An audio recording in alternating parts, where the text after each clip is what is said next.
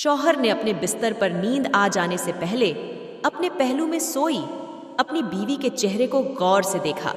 उसकी प्यारी सी और नर्म व नाजुक शक्ल पर काफी देर गौर करता रहा। फिर शौहर ने अपने आप से कहा, क्या मिस्कीन होती है यूं औरत भी, बरसों अपने बाप की मोहब्बत के साए तले अपने घर वालों के साथ पलती बढ़ती है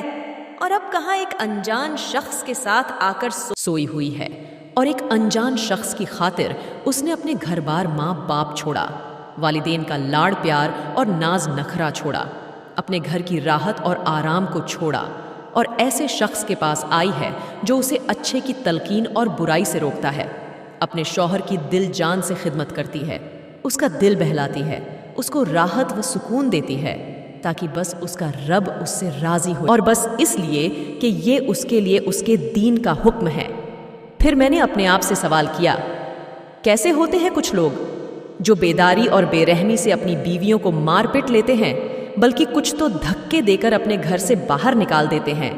उन्हें वापस अपने माँ बाप के उस घर छोड़ देते हैं जो वो उसके खातिर छोड़ कर आई थी।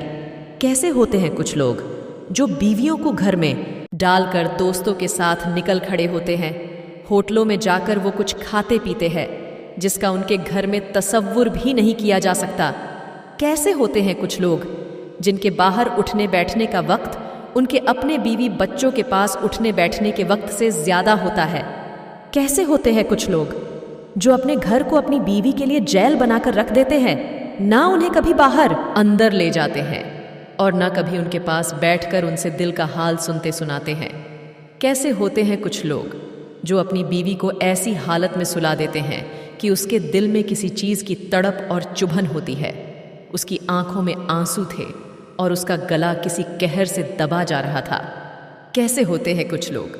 जो अपनी राहत और अपनी बेहतरी के लिए घर छोड़कर बाहर निकल खड़े होते हैं, पीछे मुड़कर अपनी बीवी बच्चों की खबर तक नहीं लेते कि उन पर उनके बाहर रहने के अरसे में क्या गुजरती होगी।